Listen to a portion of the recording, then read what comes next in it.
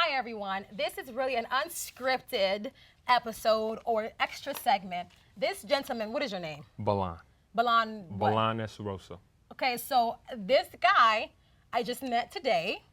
It's a pleasure, by the way. It is. He is Tabitha's friend, of course, conspiracy partner number 2, which is okay, no problems. We have a room here for everyone at Millennial News. I own it. But he pulled me to the side because he wanted to tell me that I have a very skewed perspective on crime, on Black lives, and he wanted to just help me be more educated.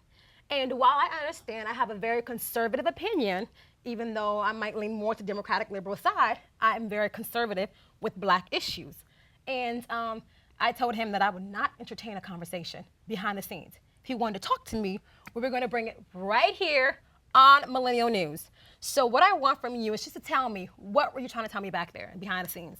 So basically, I feel like when it comes to Black Lives Matter, a lot of people are wondering why we don't say all lives matter or white lives matter. And the main reason is very simple. Not all lives are being targeted, period. When you have Black people being, 14–15% of the population, and yet we haven't seen any white kids get shot. All we see is Black. So this isn't one of those, oh, you get a piece, I get a piece thing. No, this is only because of that. And also, I feel like a lot of Black people live in a place called Negro land because they either work hard and get to a nice place, or they just start off nice. And I feel like the reason is because they're trying to emulate white privilege.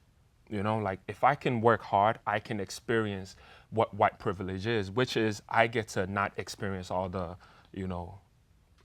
all the ills of the Black community.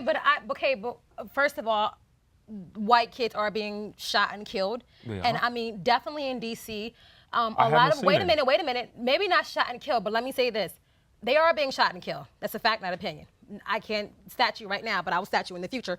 We can do it on Millennial News. Yes. But what I'm saying is, even in DC, white people are constantly being pickpocketed. Their cars are being busted into. They're walking down the street and getting beat up. Even my friend was walking down the street and a Spanish kid came and took her bag and started running. And she literally went running down Columbia Heights, chasing the Spanish guy to get her purse back because some guy decided to take advantage of a little white girl walking down the street. So I'm not gonna sit here and say that we don't create an environment that's hostile for white people to be included. And definitely in DC, there is this idea where the Black community in DC doesn't really want white folks to come in because they are making it expensive. They're kicking them out of the area and their businesses.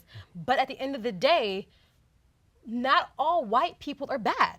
Right? Yes, that's true, but this isn't a white struggle.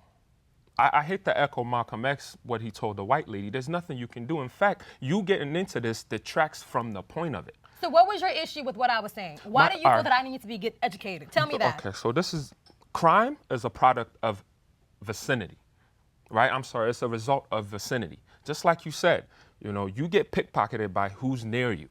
You're not going to have white people come into Black communities and commit crime. Then most Black people aren't going to go to white communities and commit crime. Regardless of what you see with home invasions or whatever, they do it. You're most likely to commit crime against someone who's near you.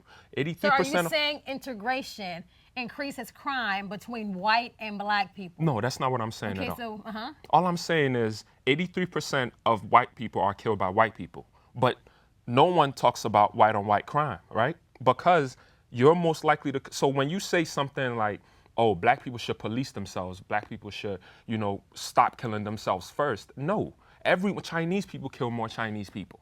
It's just, so that's going to happen. So again, you're saying that if we remove the blame from white people and white people stop killing our Black people, as long as we're the ones killing each other, it will no longer become an issue because we become like everyone else, where the Asians are killing the Asians, the whites are killing the whites, the Blacks are killing the Blacks. That's not what I'm saying at all. The issue, and I understand what you're saying. No, and I don't think you do, because you just said something that was the exact opposite of what I said. I do understand what you're saying, but again, I always say that I'm a believer working in my community and then working out. So it's important for me to not point the finger, even though the problem exists. The solution is quicker here.